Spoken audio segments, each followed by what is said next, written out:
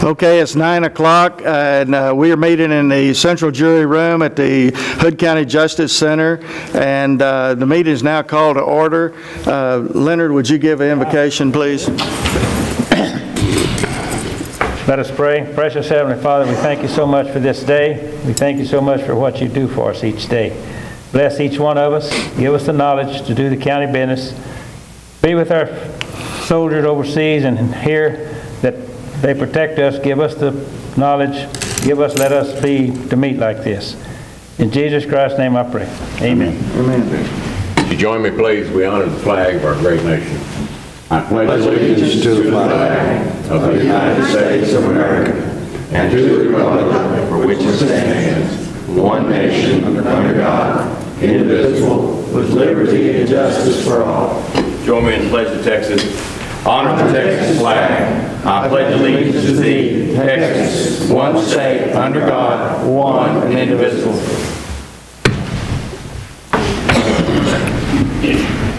Thank you all. Bob, we have special presentations this morning.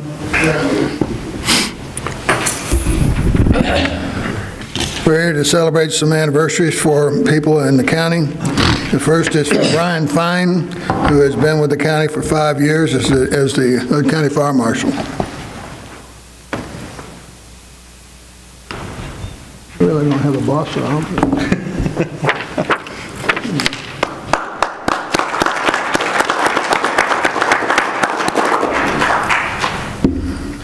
The second is for a gentleman that works in our environmental group, and that is William Allen Harden, and he's celebrating 5 years with the county. Which time, Bob? We got a lot more than 5 years. Really, it's 18.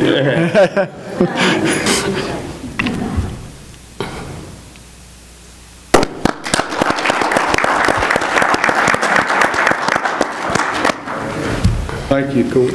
Thank you.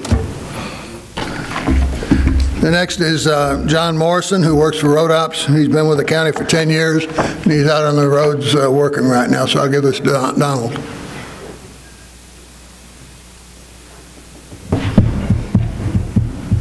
The next is Emma Castillo, and Emma has been with the county for 10 years, working in our building and grounds group.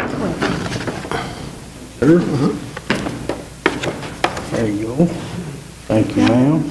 Very much. Look at the camera.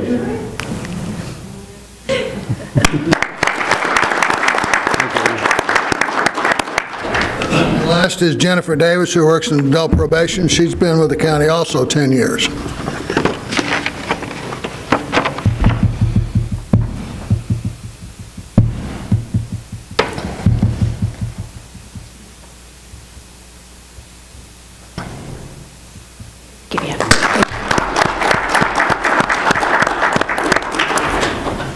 You're up, Judge. Judge, if you'll come down here, I believe you have one that you're going to do.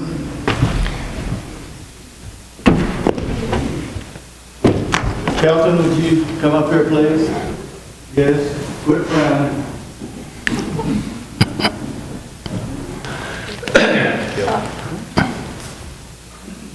This is to R. Kelton Connor for 15 years. Kelton served the county attorney from January the 1st, 1997 until December the 31st, 2012. Your devotion to your duties is a credit to you and is appreciated by both the constituents and the court, the Commissioner's Court of Hood County. So thanks for all your service and very best wishes to you. Thank you.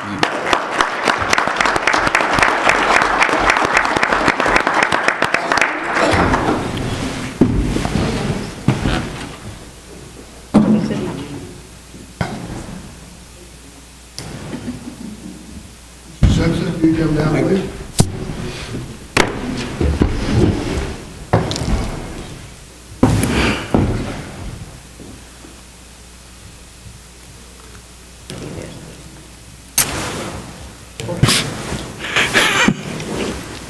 Michael, I'd like to say just a few words. Number one, I've had this guy sitting to my right since the first day I walked in, and I've also had him just to the right of me as far as officers are concerned, and I'm going to miss him. While I wish all the best to his replacement, I'm going to miss him a great deal. I'm going to miss his sense of humor and also his sense of fairness.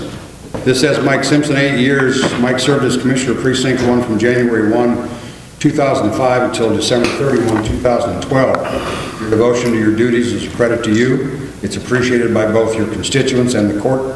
The Commissioners Court of Hood County thanks you for your service and wishes you the very best. And I should also mention this has a sticky thing name on it, so in 2 years you can give this back to me.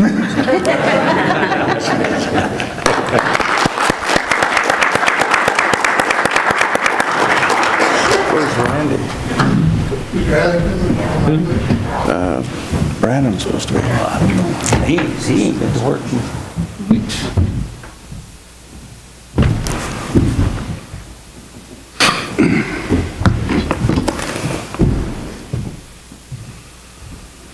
Kind of like Dick said, Leonard sat by me the whole 8 years or 6 years that I've been here. And Leonard and I go back a long way. Leonard coached Little League, he coached boxing when I was growing up in school with my mom.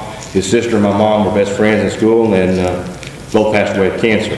So Leonard and I go back a long way. Something that happened when my dad got beat and lost is my dad took it personal. Dad never came back and stayed in the community. I hope Leonard and Mike continue to get out, come have coffee, and people remember they're still people. This is a hard job when you're elected. You make decisions that people don't like, they don't appreciate, and you're not always popular.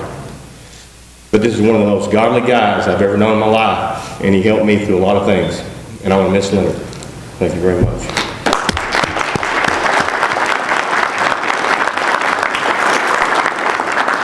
Come on.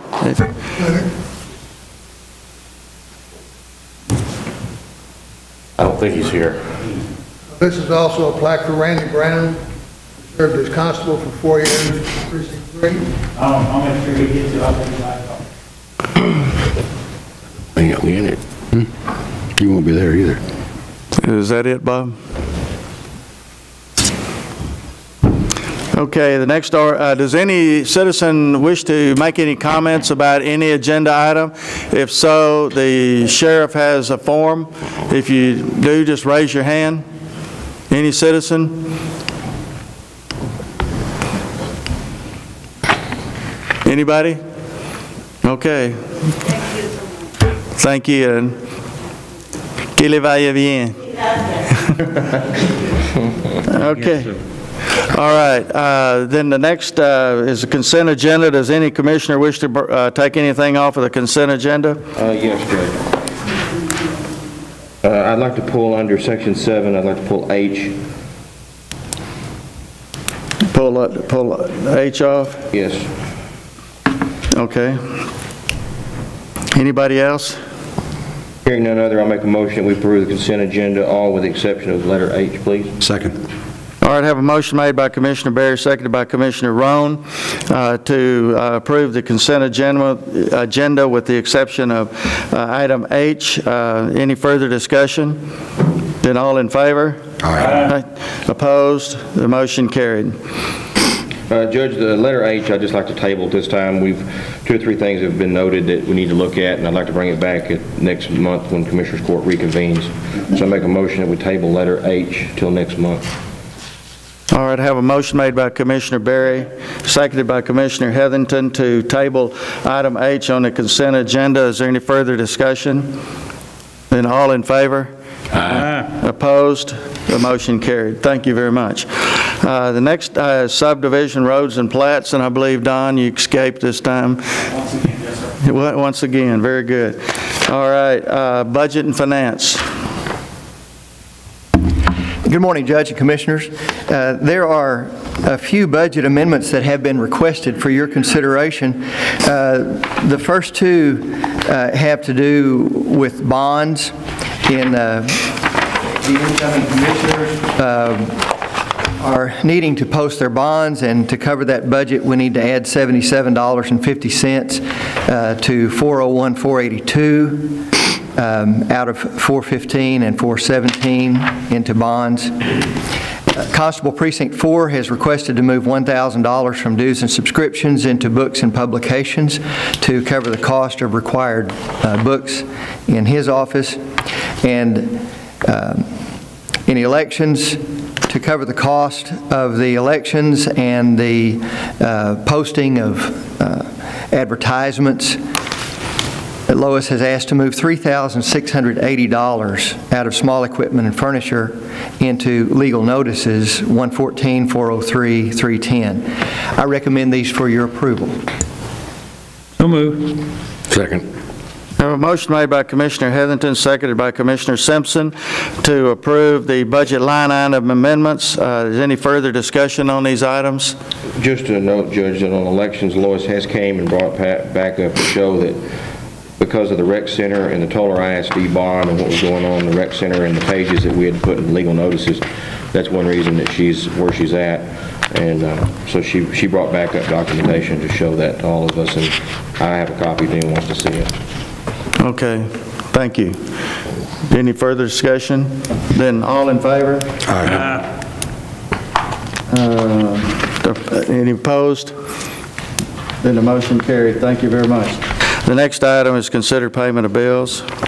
Judge and Commissioners, this will be the only time in December that the court will have an opportunity at this point to approve expenditures. So we've tried to anticipate everything that could be a problem for any vendor or any department. The total of the bills that are here for your consideration come to $526,465.66. Some of the larger ones are for Ben E. Keith Company, $13,574.17 for jail groceries. $19,085 is to Caldwell Country Chevrolet for the purchase of the Ford Escape for the mailroom vehicle. To the City of Granbury, $28,862.78 for utilities. To Election Systems and Software, $17,893.68 for services regarding the November general election. To Hood County Committee on Aging, $18,750. To Hood County Appraisal District, this is the quarterly fees assessed for appraisal and collection, $127,950.80. To Granbury Hood Economic Development Corporation, $25,000 as a quarterly subsidy. To MGM Landscape Services, $27,708.80 for contract mowing. To Somerville County, $30,894 for out-of-county inmates. To U.S. Bank N.A. Voyager Fleet Services, $34,799.29 for purchases on the fuel cards. And I've provided a list for you. I've provided a payment warrant for each item on the list. I recommend these for your approval. I'd be glad to answer any questions you might have about them. Move we ratify paying the bills. Second. I have a motion made by Commissioner Heatherington, seconded by Commissioner Roan. Is any further discussion on ratifying the paying of the bills? I don't know how they'll get paid in January. Leonard? Bet you'll figure it out. Okay, then all in favor? Aye. Opposed? The motion carried. Thank you very much. Before we get into miscellaneous, I think J.C. Campbell wants to come up and say a few words. Judge, I'd just like to add a few things to what Steve said about these two guys on the court. You know, whenever you come to Hood County, I did. When I came to Hood County, there was a lot of things that I didn't know about, but I felt like that I could do something. And these two guys, this is their last meeting today. I've known one of them for a long time, and the other one I've known for a short time. But whenever they decided they wanted to try to help their county. And so they volunteered. They stepped up to the plate and said, I want to put the target on my back. And I know I'm not going to please everyone, but you stepped up and you made what you thought was correct. And it takes a pretty good sized guy or a gal, man or woman, to do that. Because whenever you vote up here, that's putting your name and your reputation on the line. And so I want to thank you for doing that, because not everybody does it. A lot of people will say, I don't like that, but what are you going to do about it? Nothing, you know, I'm just going to complain. You didn't do that.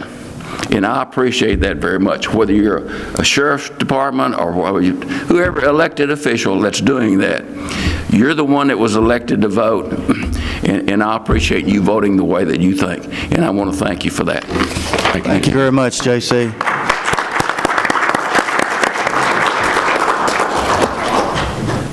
Okay, the next item on the agenda is miscellaneous, item C. Number 1 under that is consider and take appropriate action regarding the AOC construction. The architect, A.T. Vines, called to confirm that the architect will be meeting to answer questions. Does anybody have any questions on this item? I think we have a slideshow or something. Do we have something? Slideshow? Well, we have a brief update as to where we are, so it's very brief. We've had an opportunity in the last few weeks to look at the various property that the county owns, and there's a piece of property on Highway, Weatherford Highway, number 91, and we've identified an area that we'd like to continue studying in the coming weeks as a preliminary to starting the actual work. And on your line, there's a fence line that runs along the north edge of the property, and the property that's outlined in red is the county owns all of that. We've looked at the elevations in a very preliminary way. We've looked at the arrangement, and one of the areas we've identified that we want to study a little more from the 2 original sites is there's a 5-acre piece right here that seems almost perfectly fitting for what we're looking at. This particular portion of the site is fairly level at this point in time, presents a good place to have a secure facility and also present a good facade to Highway 51 for easy travel and identification by the various citizens and users of this facility. So this, we feel like in our preliminary evaluations, and we're going to continue to look at it, is a place that we'd like to study as time moves forward. With that, the next slide that we have is we have what we call bubble diagrams, and we've been working with staff and Captain Vines and his staff to start to look at how this piece of property could possibly work. And from that last slide that I showed you, where I identified that area that was relatively flat, it's back behind a set of gates so that it is secure in the off hours.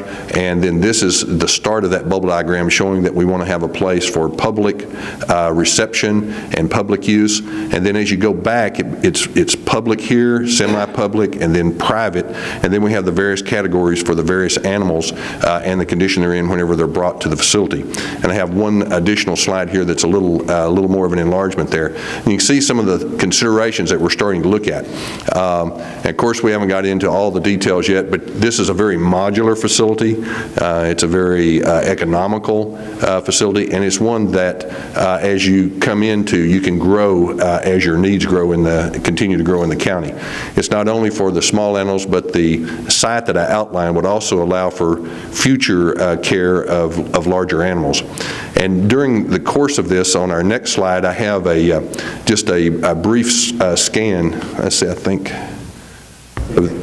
that was it. Okay.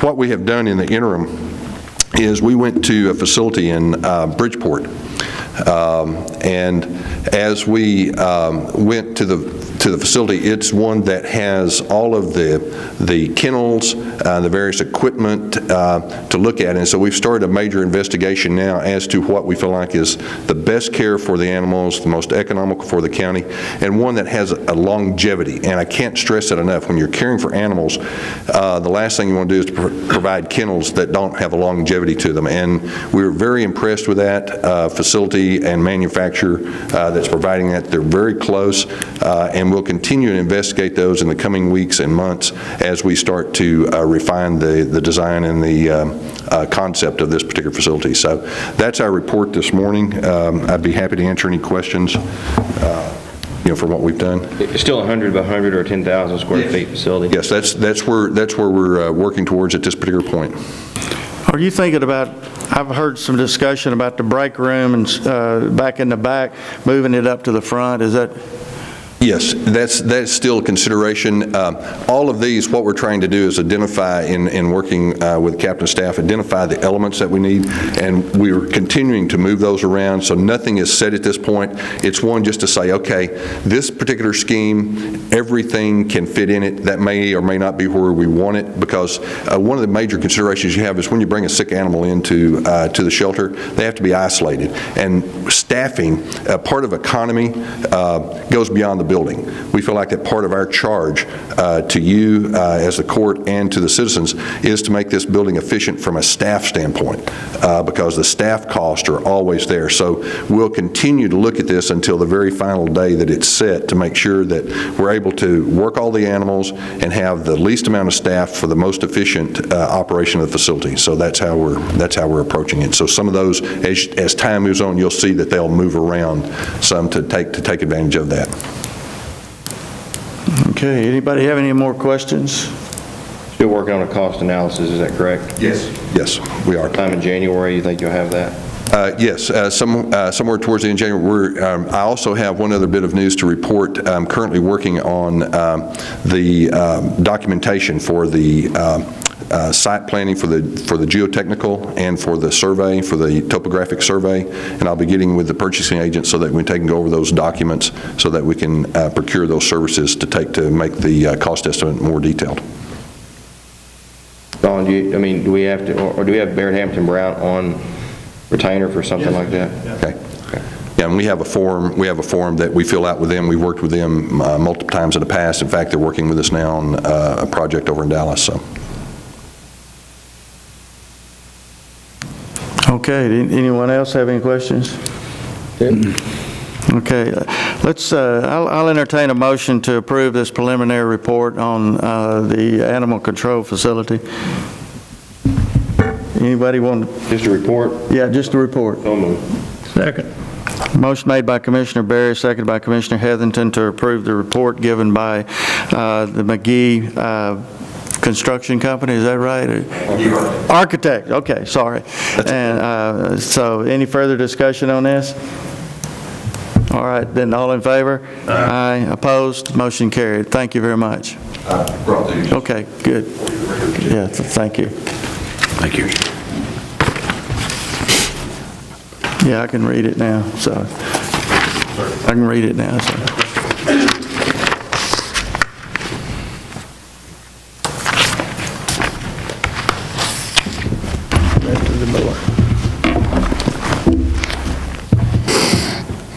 You don't need me having it.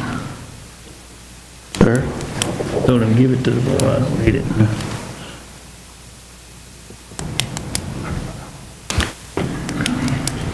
I'm out of here. All right, next item is information technology. Jackie?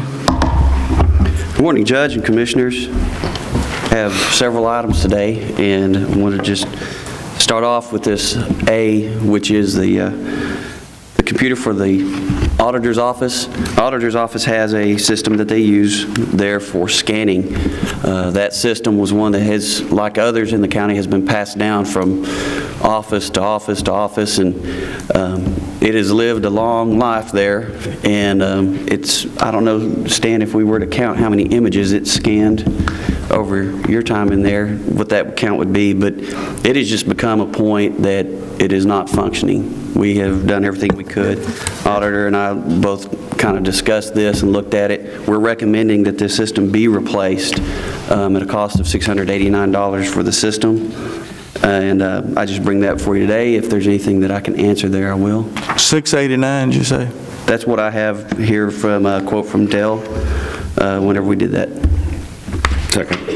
Motion made by Commissioner Heatherington, seconded by Commissioner Simpson to approve a computer for the Auditor's Department, money to be taken out of Fund 55. Any further discussion on this? Then all in favor? Aye. Opposed? The motion carried. Thank you. Consider and take appropriate action regarding the proposal of CDWG to update the emergency electric system. Jackie? Judge, this is something that you and I both have discussed and asked for your time on this and your background knowledge on it as well, just to make sure we had looked at everything there.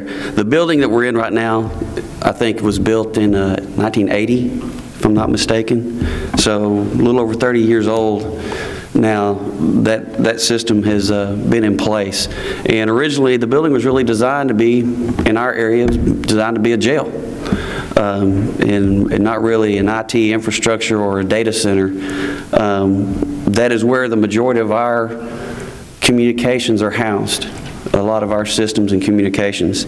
Over this summer and late summer, we started experiencing some serious issues there with some of our systems, both from a battery backup standpoint and a power supply standpoint. It came to a point where we actually had some outages because of this and needed to really take some serious action on this. It's an older building, and I know that in the future there's probably plans that we'll have to do something there as we grow out of that. But my job as Director of IT is to look towards what it takes to keep everything up and functioning and running right now. And we take that very seriously, and so I'm coming before you because we are recommending, we have went out and looked and we've talked to professional services people that actually work for data center construction and renovation, and got their input, looked at the system design, received system design. I believe that's probably in your packet. It's pretty extensive what they have brought forward, and what we've asked for was really something that was a finished product so that we could update the electrical to our area, update the genset so that we can handle the systems that we're bringing online now, also update the battery backup system that would support both the power that we need and be in line with the generator set sizing. They have to be kind of matching there, as well as to meet our cooling needs. As we increase systems, we increase the heat.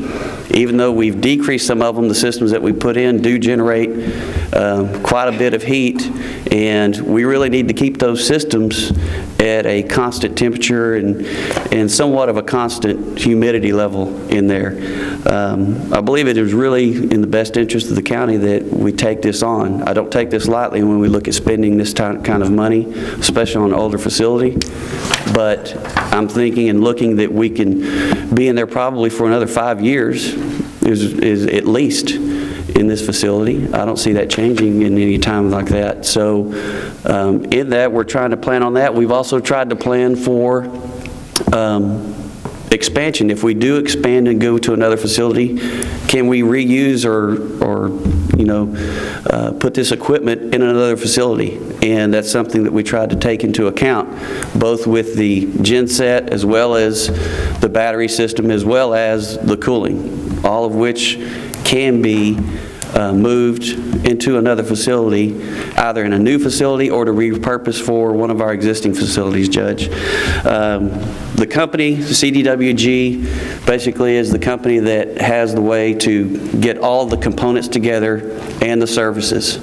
I went and we actually had a call and talked to Nelda, sat down and went over the specifics as far as making sure that the contracts are in place and that it meets the specifications for us there. Also had the company come out with their electricians and meet with myself and Tim and do a walkthrough to make sure that if there's anything that we missed or if there's anything there that's not included, as you remember when we did the courthouse exclusions to things that were there, to make sure that we would know ahead of time what are those exclusions, if any. And there are one or two there that basically mean that we have to build a pad for the generator set outside of our office in place there. We've tried to make sure that everything else was pretty much a done, complete system. There will be interaction with maintenance on this, of course, and ourselves if we move forward with this project. The companies that are involved, the other company is Tubicing Electric. Like I said, they focus on data center systems and services, so they would be actually installing a lot of the components and the electrical there. The total price for everything, including the systems, components, services, and everything, is $156,575.39. We're still waiting on a few specs on the concrete, just to make sure that the depth and the type of concrete that we would need there would be accurate, so that we could get a price on the concrete and that part of the construction. Well, let's fix our electrical problems of the dropping, electricity and going out. Very reason. So I just wanted to be thorough on that. I hate to go into that much detail, but I wanted to be thorough about that. And if there's any questions that I can answer or anything that I need to discuss about that, I'd be glad to. I want to take the opportunity to say that, we save money for the county on the front end by utilizing the old jail, but now it's costing us a little bit on the back end just to support a facility that was never designed to be a data center. And I know that I went in there during the summertime, and the computer room was hot. That's all you can say. And it needs to be locked up. And I know this doesn't have anything to do with the air conditioning per se, but you had to keep the door open, which it should have been closed, just to get more air conditioning in there. So anyway, if that'll fix the problem. Anybody else have any questions for Jackie? Yeah, I do. Go ahead. I understand what he's wanting to do, but that's a lot of money. I mean, do you have that in your budget? No, this is not in my budget, Judge, Commissioners. It's not in the budget. This would definitely be something that would have to be a capital or Fund 55 item from this. This is not something that we even really knew about whenever we came to the early budget or when we came to the meetings there. This was something that really happened after that, and what it led to is that we discovered that we had some issues, especially with our generator part supporting the amount of power that we need whenever the power does go off the grid. And so we've been able to stabilize the system, but we have to be able to support it whenever, if we go to an extended outage. If we had 4 to 6 hours of outage, we have to be able to sustain power to that area to keep communications and systems up. I think one of the problems is that, of course, like you said, the building never was designed to do that. And it's never going to be designed to do that. No, it needs to be replaced. I inquired about, the construction part of this and the electrical part of it, and a lot of that is because of the type of building that it is. Construction inside of that building is much more difficult. It's more costly to do work because every wall is 4 or more inches of concrete, with larger reinforcement in it. And so it is quite an undertaking whenever you have to do anything where you're going to penetrate a wall. And we've tried to minimize that as much as possible, but also just say, what can we do that will just create this area to be consistent power? You say this can be used at another facility, right? If we, in 3 or 4 years, if 5, whatever that time period is, if we needed to get out of that building or had to get out of that building, it could be utilized somewhere else. If we wanted to use that either in another existing facility or even in a new facility for the data center there, you can. I mean, they do operate, and I discussed that with the company about actually moving that equipment into another facility and utilizing that same equipment. We try to do that with everything that we have. We try to get the longest life out of every component that we have in the county. So that if that means that we repurpose it for another facility, then we do that, and we try to extend the life as long as we can before we retire it and put it to auction. One of the problems I think we have is that building has a roof problem, and I believe $125,000. That and I don't know if we're just pouring good money after bad, you know. Judge, as I sat with you, we discussed this. It's not something that is really. I would rather. There's a lot of other projects that I would rather do than this particular one that are important to us. This is just at that point where we felt like this has got to come to the front right now. On this is something we need to take care of, that we have to take care of. And really, what it means is that if the lights go out, we have to be able to keep those systems up and running. Business continuity. Yeah, but at the same time, the roof is $125,000, and if you have a flood over there and it rains into that building, I mean, we're throwing good money after bad. That's what it looks to me like. So my problem with this is I have a couple questions for Jack. Sure. Tyler's fixing to be implemented January, February. 2 Tylers, as a matter of fact. Okay, net data upgrades ongoing. How much of this time does it take with your staff plus the other projects that we've already approved? Well, I mean, it's going to take a little bit of our time. I mean, this is something that they're going to be doing the majority of the work, but anytime we're involved, even with someone that is doing the work, we're involved. And so it is going to take some of our time. Majority really is going to be on myself and probably Carrie involved whenever it comes to answering questions, making sure that we have plans together when we're going to, you know, switch things over to the new power grid, just those types of things. Commissioner, it's definitely, we are busy. We are busy, but being busy and doing our daily job still means that this is something that we feel like is important enough. We cannot ignore it. We have to do something about it.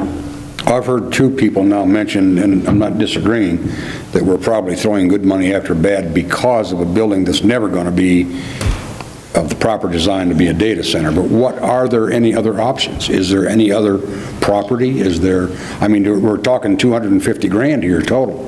Well, there is another piece of property. I mean, I keep hearing the EOC come up. If the EOC comes up and we do the EOC because of the grant that the sheriff and the fire marshal have applied for, then one of the ideas was to move IT to the EOC. Right. And our part of that's $250,000 of that $1 million. There's no reason to spend that you're going to spend 156 when you outfit the new facility anyway. Mm-hmm. But the second part of that I want to ask you, since the Thanksgiving dilemma, or right there in November when the spilling was going off and computers were dropping in that building, mm-hmm. and we changed the gen set, or we worked on it, we fixed the switch. How many times has it dropped? We have stabilized it then. We've only really lost power to that one time since that time. As long as we are on functioning grid power, we're good. As long as we're there. I'd be glad to look. If this is something that the court really feels like, hey, we'd be better off putting that kind of funding towards something else, I'll definitely look at alternatives to try to make sure that we can have more of a temporary, line of support there. Well, I think this is temporary anyway. That generator out there is not big enough? Is that what you're saying? That's exactly it. We looked at it, and it runs at over 75% of its capacity without the new systems that we're already adding to it. And because of the balance that's on it, everything with that generator has to be in balance. And because of the load that we put on it, it's out of balance, which means our systems just get to a point where they just shut off. They just say, we have to take it offline.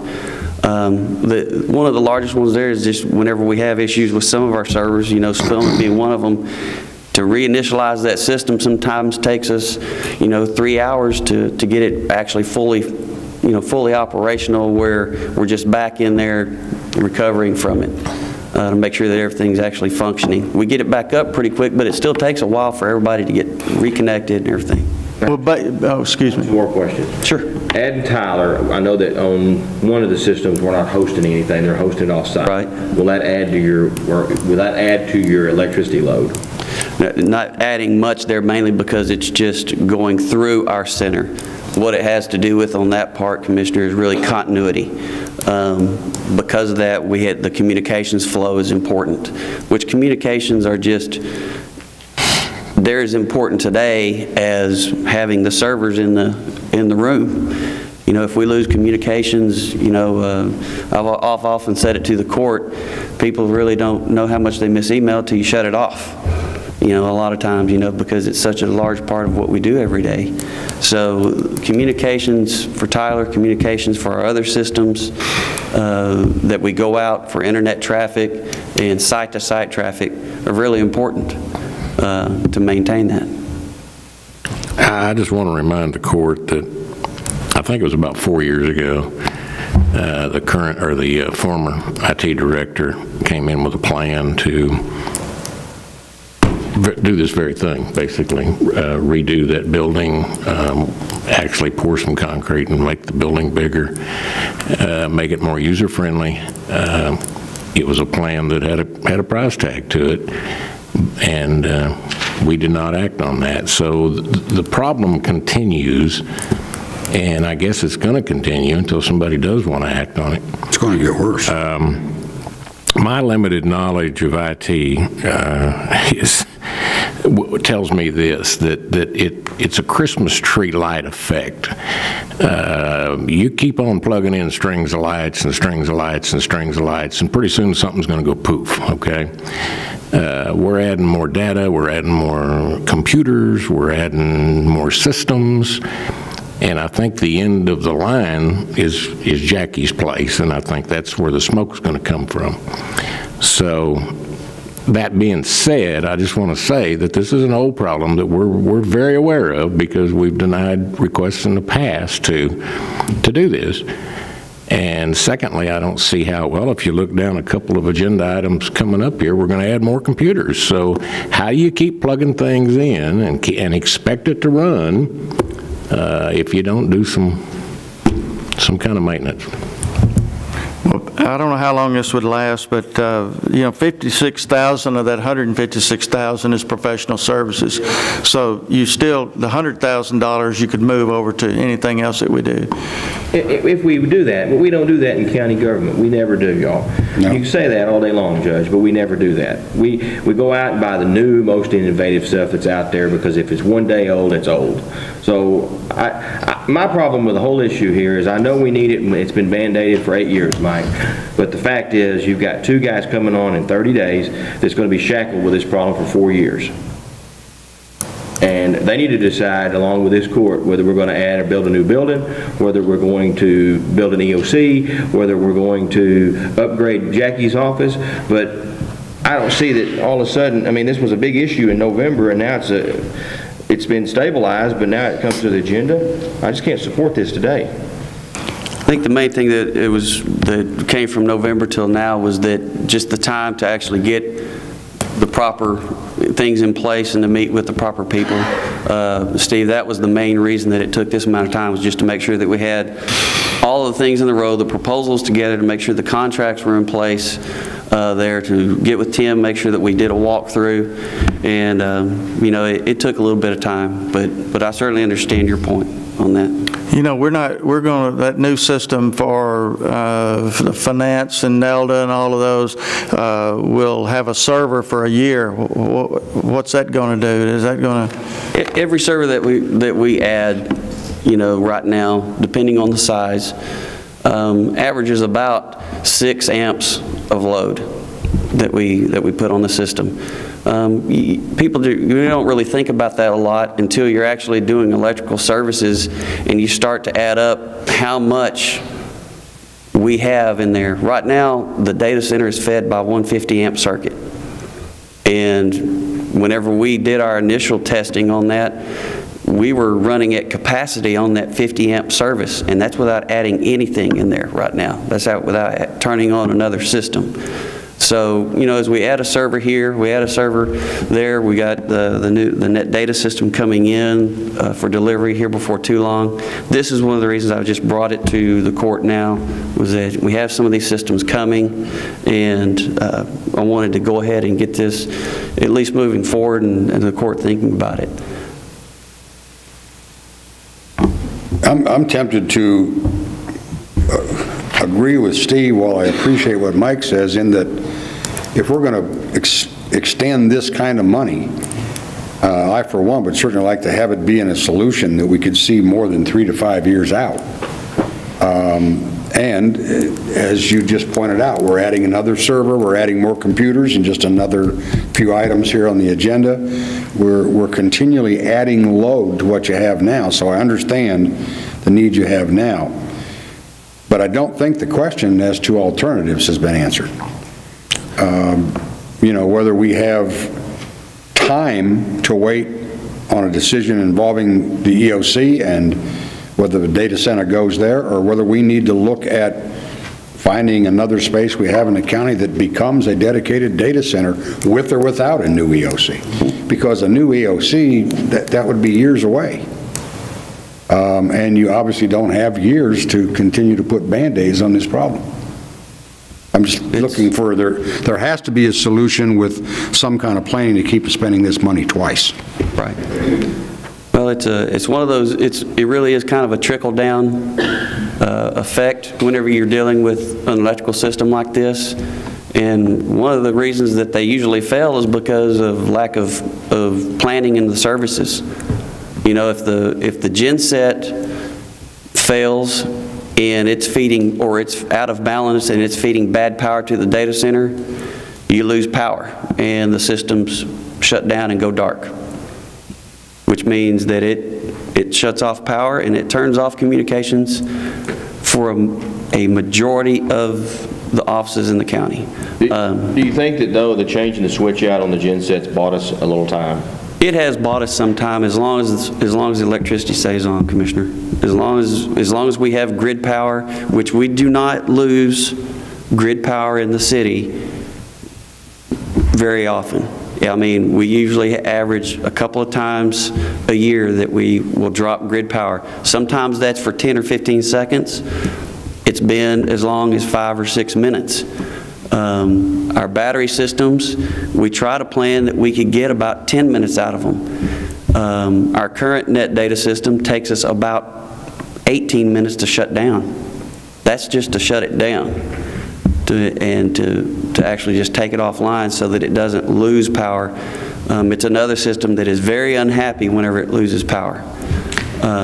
So that's what we've been looking at that and trying to find some alternatives. There may be, I'll be happy to go look and see if there's any other temporary type situation that might, bias that. But if it's not the genset, then we have to look at battery systems that are in there. If it's not the battery system, the one that's left is our cooling issues that we're dealing with. That we can probably do something and try to augment the system that we have in place. It will be a temporary expenditure as well. If we do something like that to try to get more cooling in place. Yeah, I consider this almost like that problem we had when they were going to pull maintenance on our imaging system. That if we didn't really have to do that, but if something happened to that imaging hardware, then we were dead.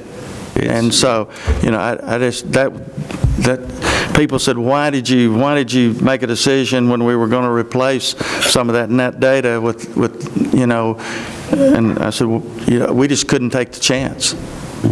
So, so anybody else have any comments on this?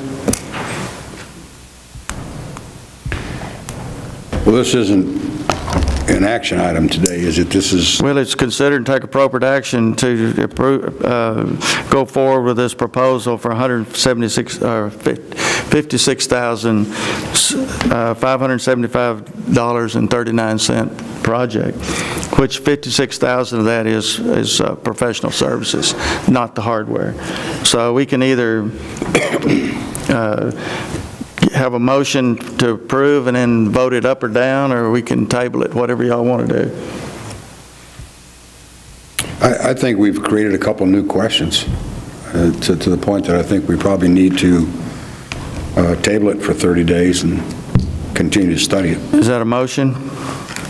Yeah, I'll make it a motion. Okay, I have a motion made by Commissioner Roan to table this for 30 days. Is there a second? I'll second. Who Who? I'll second it. Seconded by Commissioner Berry.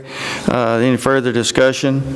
Only that I think communication should continue, Jackie, from your end with us. Absolutely. With the two new guys coming on board as well, so that everyone's appraised, so we can all be thinking in terms of what, if any, options are. Absolutely. I would say 30 days, though, Commissioner Rowan, just so you know, 30 days will only give them about 11 days, and they have school the first week, so the second court in January would be more appropriate. Yeah, you're right, it would, because they'll be gone the first week. What do you want to do, second court in January? Second court in January. Okay, we just put that in that motion. Okay, we have a motion to table until the second court in January. Any further discussion? And all in favor? Aye. Opposed? The motion carried. Thank you, Jackie. Bet. There's one more item there, Judge. Okay. C. Last item actually has to do with standing up of the new offices. One of the things that was brought to my attention was that this actually happened whenever we split 3 and 4 a few years ago, that whenever you split out these systems or in these departments like this, that net data does come in and they have to take that data and split that out for those 2 precincts.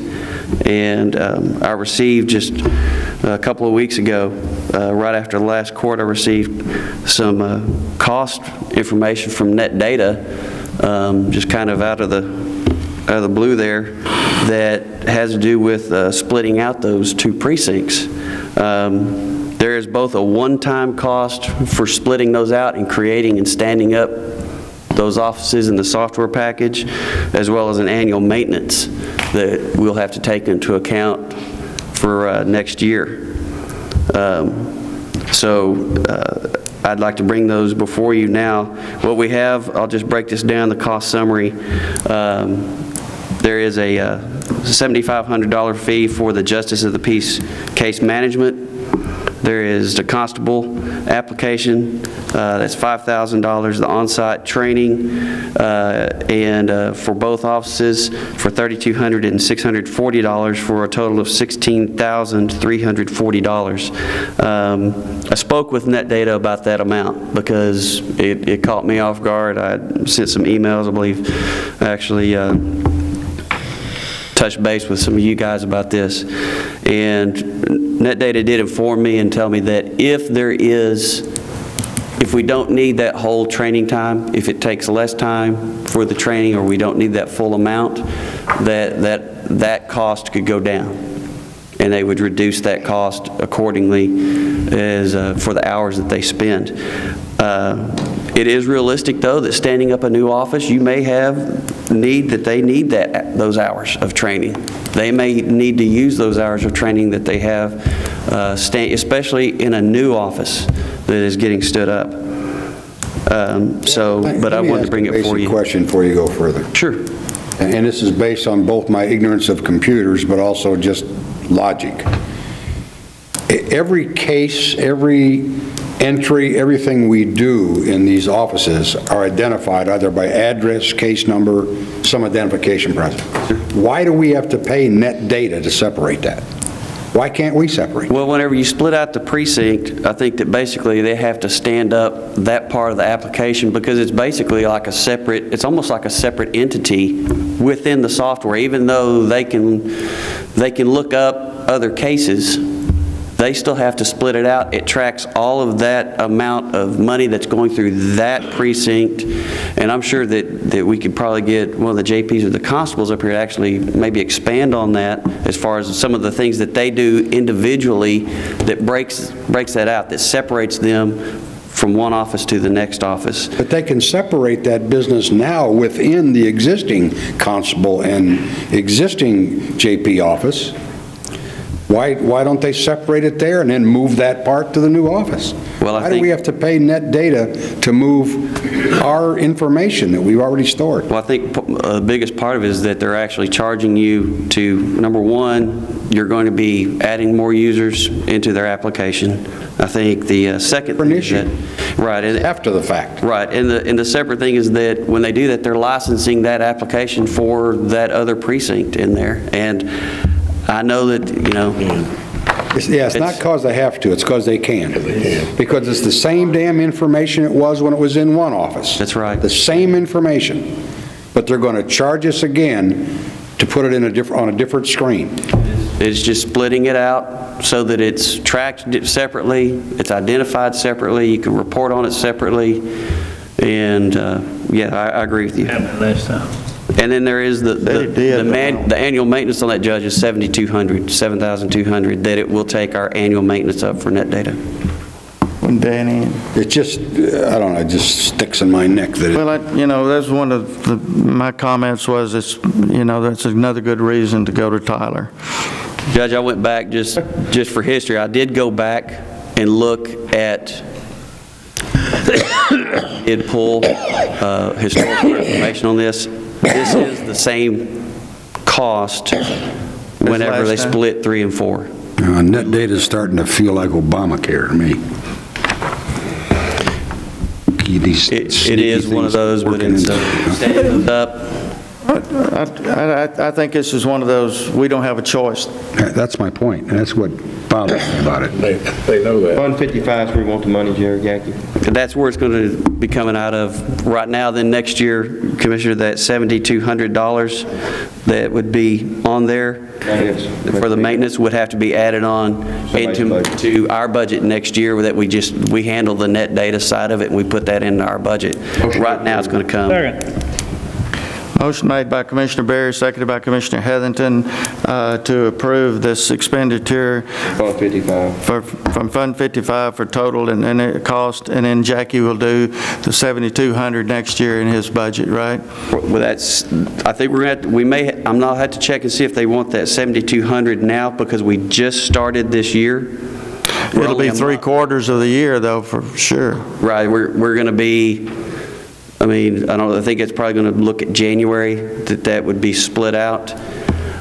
So it would be January through October that would be the maintenance on that. So okay. I'll see if they're actually including it because I was just looking at that and I was thinking about that, but I didn't see that in that first line item, a separation point there. So Commissioner Berry's motion to approve the net data one-time and annual fees to separate out judge and to maintain the separation of precincts 1 and 2 and for the maintenance of 2, right? No, precinct 1. JP and constables. Well, I guess I'm confused then, Jackie, because right now we're already paying maintenance on 1 and 2 combined.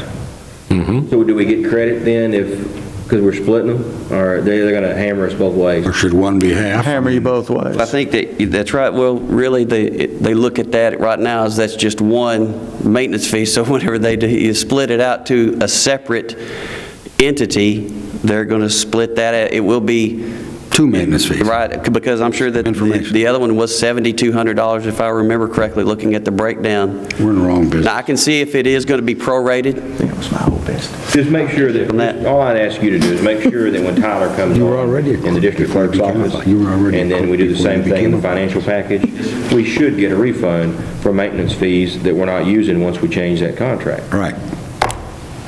So use that as a bargaining chip. You bet. I will be glad to. Okay, is there any further discussion on this motion? Then all in favor? Opposed? Abstain. We have 1 abstention and the motion carried. Item number 3 is consider and take appropriate action regarding burn ban. Judge, Commissioners, as you know, it hasn't rained probably since the last time I asked for a burn ban. So we're sitting about low 600s to mid 600s countywide for the drought index. Starting to see the freezing temperatures, winds pick back up, and conditions are really starting to drop off as far as fire danger, causing increase in fire danger. I'd like to ask the court consider a burn ban, and then also in accordance with the agreement we had between the county, the fire departments, and the fireworks vendors, place the additional restriction on sticks and fins, which again was part of that agreement that we made with the vendors and the fire department. Are we in that zone right now? That is correct. The sticks and fins The agreement had 575, and as of this morning, we were 635, so we're well over what that margin was. I don't think we're going to meet the next one, which is 675. That's supposed to be before December 19th, and then that would shorten their sales period. The 2 weeks out, we're only going to 643 is what their forecast right now. So I think it'd be, like I said, the burn ban with the sticks and fins would be appropriate. Okay, I'll entertain a motion to implement a burn ban with a ban on sticks and fins as per the agreement between. I'll make that motion. I have a motion made by Commissioner Heatherington. Do I have a second? Second. Seconded by Commissioner Simpson. Any further discussion? Then all in favor? Aye. Aye. Opposed? Motion carried. Thank you very much. Thank you. Consider and take appropriate action to approve recommendations for 2013-14 Hood County members as of November 15th, 2012 meeting. The Historic Commission members, Christy Massey and Vic Smith, Jewel Thompson, Mary Sutton agreed to continue on with the Hood County Historic Commission for the 2013-14 term. Michael Carmichael and Gwen Swain Mayberry have agreed to consider appointment to the Hood County Historic Commission for the 2013-14 term. The Hood County Historic Commission has passed a motion in November 15th meeting to submit the above names to the Hood County Commissioners Court for approval.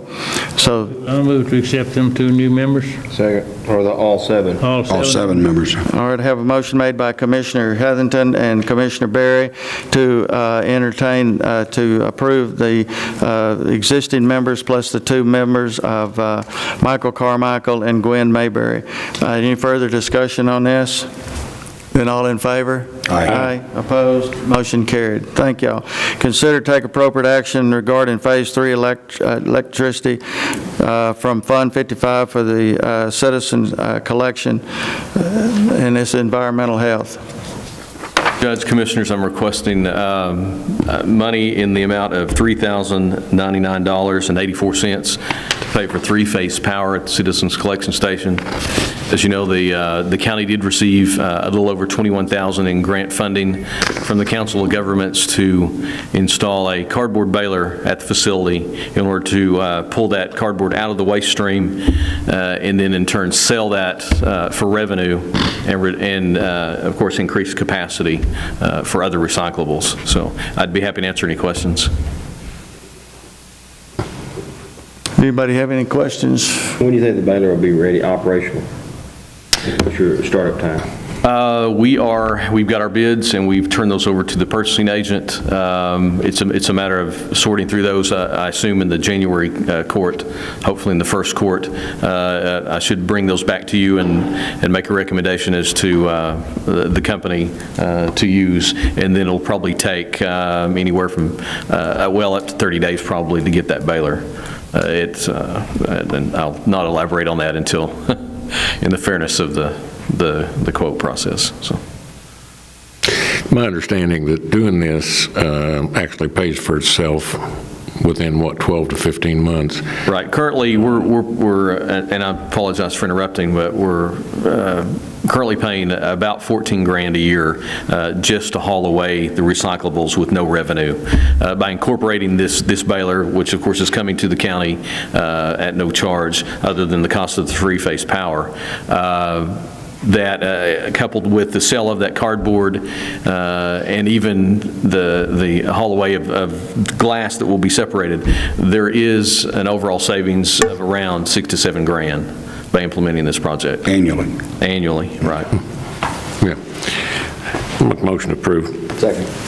Motion made by Commissioner Simpson, seconded by Commissioner Roan to approve the placing of the 3-phase electricity from Fund 55 on the Citizens Collection Station. Any further discussion? Then all in favor? Aye. Aye. Opposed? The motion carried. Thank you. Item number 6, consider and take and approve exception to the step plan policy for hiring of the children's library at step 2. Removed? It is removed? Okay. Then, you mean tabled or just removed? Moved. There's no action. All right, wait. Did you make a motion that we remove that item then, Commissioner Berry? If we need one. It's on there. I presume we do. Let's do one. I'll second it. All right, have a motion made by Commissioner Berry, seconded by Commissioner Heatherington to remove item 6. Any further discussion? Then all in favor? Aye. Aye. Opposed? Motion carried. It is now 10:05 and we're adjourned. Wait a minute. Did I miss one? Yeah, there's 7 right there on the deal. Okay, I don't have it on my sheet. Consider and take appropriate action on a request from Texas Tax Assessor Collector to approve 2-step plan changes for employees due to promotions. Good morning, Judge and Commissioners. As you all know, we opened the Acton office a few months ago, and I moved an employee from the Granbury office to Acton. Rather than put all of the duties from the person who moved out of the main office, I split those duties between 2 employees. So what I'm asking for is to be able to bump those 2 employees up a little bit and give them a raise, because they have all of the duties they already had, plus some of the duties that the employee who moved to Acton had.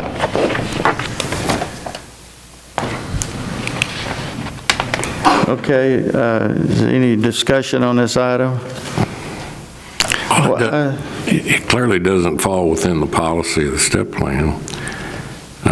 Actually, if we were to approve this, in the next couple of courts, you'd have about 132 employees lined up waiting to speak, wanting to know why there's some extra money in the budget, why I can't get a raise.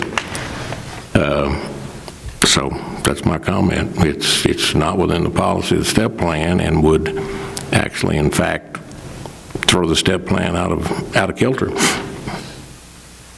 No disrespect, Commissioner, but I don't see in the step plan where it doesn't allow for it. I don't see it specifically addressed.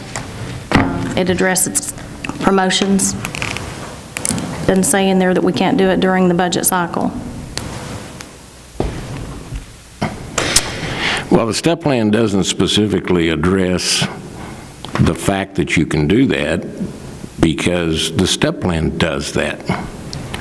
So if the step plan is making those accommodations and setting those salaries, there's not another vehicle to do that with.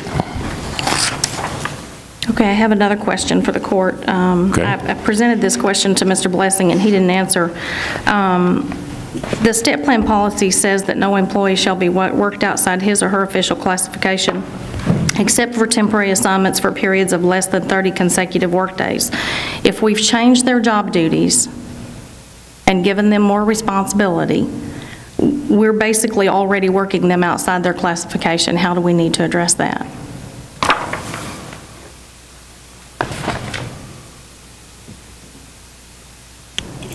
You changed their job duties and sent them off to do a new job. Basically, if I'm trying to understand your question. You sent them off to do a new job, and then you left them there beyond the limit. Is that their fault or your fault? Well, I guess, Commissioner, that would be my fault. But obviously, if you're working with one less person, somebody's got to do that stuff. Why are you working with one less person? We did not fill the open full-time position, and we transferred somebody to the Acton office.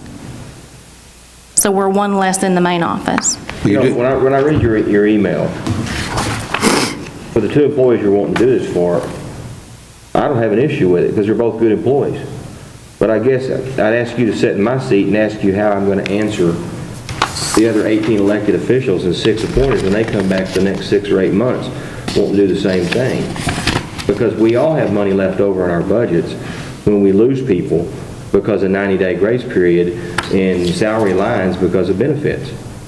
So, I mean, the step plan was designed, and you know why it was designed, to keep people that got quarter raises to say, well, I'll give her a nickel and her a nickel and this one 15 cents. That's why the step plan was implemented.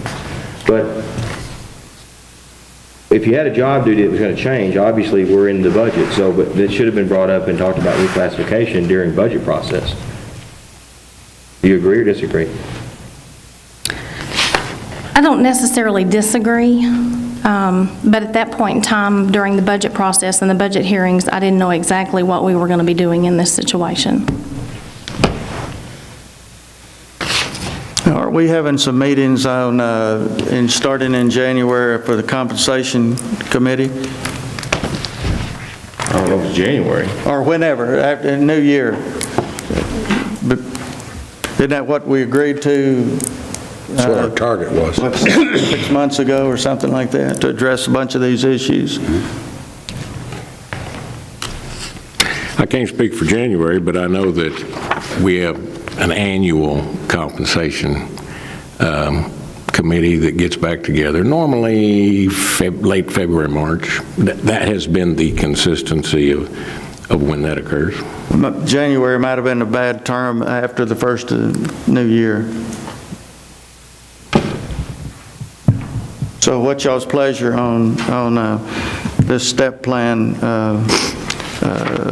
request from the tax assessor collector to approve step plan changes for 2 employees due to promotion? My comment is it violates current policy, and I would move to deny. We have a motion made by Commissioner Simpson to deny this item number 7. Is there a second? I'll second. Seconded by Commissioner Heatherington. Any further discussion? Well, I think it should be discussed and looked at.